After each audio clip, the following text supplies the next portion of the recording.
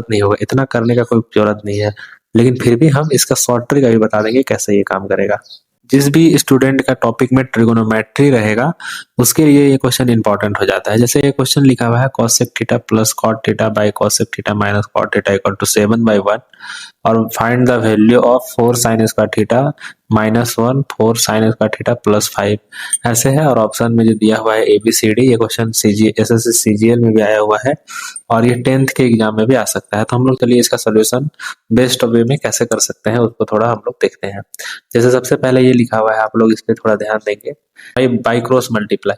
जैसे एक नंबर पहले आप लोग पढ़ के आए होंगे कि A/B इक्वल टू C/D है, तो A का मल्टीप्लाई D से और C का मल्टीप्लाई B से करते हैं। तो इसी टाइप से हम लोग कर सकते हैं। तो देखिए सबसे पहले 1 का मल्टीप्लाई इससे करेंगे तो हम लोग के पास आएगा cosec theta plus cot theta equal to, और 7 का मल्टीप्लाई नीचे वाले के साइड से करेंगे तो 7 cosec theta minus 7 cot theta. तो ये दो चीज मिल गया। अब हम लोग क्या करेंगे, जो सेम सेम है उसको एक साइड ले जाएंगे। तो सेम के साइड वाले ले जाने के लिए हम लोग सबसे पहले कुछ स्टेप को फॉलो करते हैं। सबसे पहले देखिए कैसे वो करेंगे, वो चीज के लिए भी थोड़ा ध्यान देना है। यहाँ पे जो सबसे पहले दो तीन चीज को समझा देते हैं। जैसे प्लस कॉट में है और ये बड़ा है छोटा है, तो आप लोग ध्यान दीजिएगा, जो छोटा साइड है उसको क्या करना है, जो प्लस में है और जो छोटा है उसको यही साइड रहने दीजिए। तो सबसे पहले हम लोग करेंगे कॉट थीटा, और ये जो माइनस में है कॉट थीटा वो इक्वल टू के अपोजिट साइड आ जाएगा, तो वो बन जाएगा आपका प्लस कॉट थीटा। तो प्लस 7 कॉट थीटा। अब इसके बाद भी हम लोग क्या कर सकते हैं, इक्वल टू जो 7 कॉसेक थीटा है और ये इसके अपोजिट साइड जाएगा तो माइनस कॉसेक हो जाएगा, यहाँ माइनस कॉसेक थीटा। अब देखिए यहाँ पे दोनों ऐड हो जाएगा, कॉट कॉट है, यहाँ पे 1 है, पता है आप लोग को ये 1 है, 1 और 7 8, तो 8 कॉट थीटा इक्वल टू यहाँ पे सब्ट्रैक्ट हो जाएगा तो 6 कॉसेक थीटा। अब देखिए इसके बाद बहुत सारे बच्चों को और कंफ्यूजन रहता है, तो वो भी अभी अच्छे से कर देते हैं। आप यहाँ कॉट थीटा को कॉट थीटा रहने दीजिए, जैसे बाई क्रॉस मल्टीप्लाई किया तो वैसे रिवर्स कर दीजिए। कॉट थीटा का कॉट थीटा रहेगा और ये जो रिवर्स में आया है वो कॉसेक थीटा रहेगा।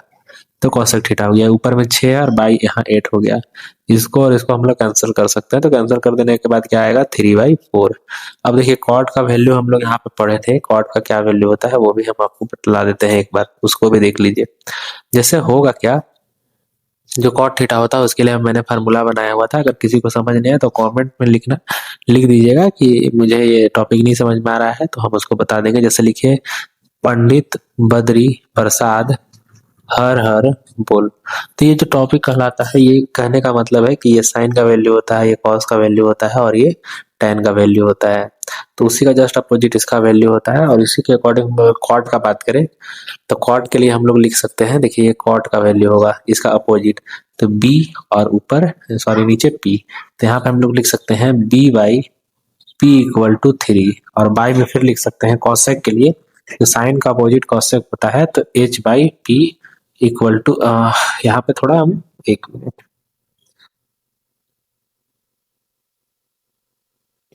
तो यहाँ पे इक्वल टू का सिंबल देके बाई में हम लोग यहाँ 4 लिख सकते हैं। P और P कैंसिल हो जाएगा, तो यहाँ पे ऑप्शन आप लोग को बचेगा कि आप लोग P/H इक्वल टू 3/4 रख सकते हैं।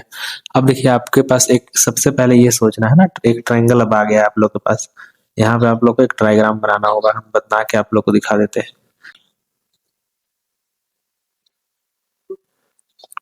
जैसे ये ट्रायंगल हो गया, ये ट्रायंगल हो गया, तो इस ट्रायंगल में आप लोग सीख चुके हैं कि ये बेस है, तो बेस नीचे वाला अगर यहाँ का एंगल बनेगा तो ये बेस होगा, ये बेस होगा और ये एच होगा, ये मतलब एच कहलाएगा, तो परपेंडिकुलर √7 हो जाएगा।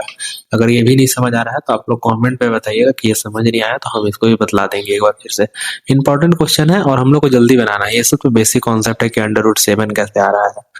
अगर नहीं आ रहा है तो फिर भी आप कमेंट करना, हम बतला देंगे इसको फिर से एक बार, या फिर हम वीडियो का कोई लिंक दे देंगे, आप लोगों से मैच करा सकते हैं इस चीज को। अब आपको फाइंड क्या करना है वो देखिए सबसे पहले। तो वो फाइंड करने के लिए थोड़ा सा एक मिनट वेट करिए। अब थोड़ा हम इसको छोटा करते हैं। तो इसको जैसे ही हम छोटा करेंगे तो इतना तो प्रोसेस जान गए। चलिए अब इसके बाद क्या करेंगे, इसके बाद हम लोग के पास क्या क्या है वो देखिए। आपके पास p का वैल्यू मिला है √7, आपको b का वैल्यू मिल गया है 3 और h का वैल्यू मिल गया है 4।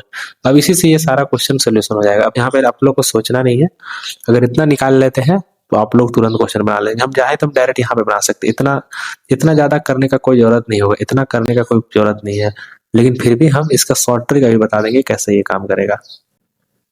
तो देखिए सबसे पहले क्वेश्चन को देखिए क्या लिखा हुआ कि 4 साइन स्क्वायर थीटा। आप लोग को बिना क्वेश्चन लिखे बनाना है जो 1 नंबर में आएगा और डायरेक्ट टिक लगा लीजिएगा। हम लिख के बता दे रहे हैं कि बहुत सारे बच्चे को समझ में नहीं आएगा तो वो कैसे बनाएंगे।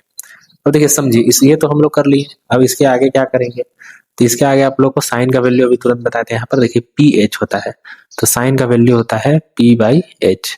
तो ये चीज याद रखना है सबसे पहले। हम लोग इसके आगे हम लोग देखते हैं कि 4 का 4 लिखेंगे और साइन के लिए हम लोग पी एच का होल स्क्वायर, देखिए साइन का है ना, तो पी एच का होल स्क्वायर, पी यहाँ हो गया और एच यहाँ हो गया। तो अंडर रूट किसी का भी स्क्वायर करता है तो अंडर रूट हट जाता है, और 4 का स्क्वायर करेंगे तो 16 होगा और -1, और यहाँ पर फिर लिखेंगे तो 4 और फिर साइन है तो यही वैल्यू हो जाएगा 7/16।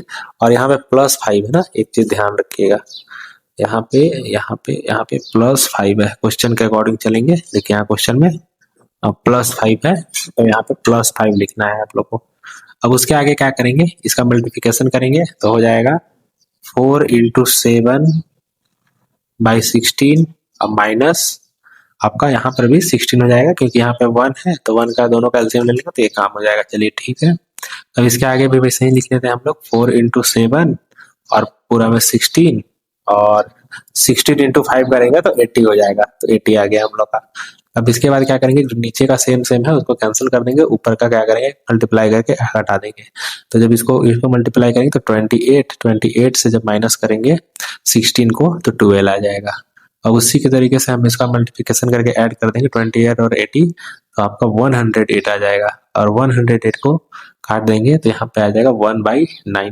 तो ये फाइनल आंसर हो गया 1/9 ऐसे। तो देखिए ये क्वेश्चन जो है ना साइन स्क्वायर थीटा, और इसको बनाने का तरीका अभी हम लोग को बता देते हैं। आप लोग इसको भी बना सकते हैं, लेकिन हम थोड़ा सा रुके हुए हैं कि आप लोग इसको थोड़ा जानिए, और इसका शॉर्ट ट्रिक अगर जानना है तो शॉर्ट ट्रिक में भी हम बता देंगे, इसको भी बता देंगे कि ये कैसे काम करेगा। तो इसके लिए देखिए सबसे पहले बहुत आसान तरीका है इसको बनाने का। सबसे पहले सोचना क्या है वो देखिए, और उसको हम लोग 2-3 तरीके से बना सकते हैं क्या, वो भी आप लोग वीडियो में बने रहिए। हम लोग इसका शॉर्ट ट्रिक देखते हैं कैसे होगा।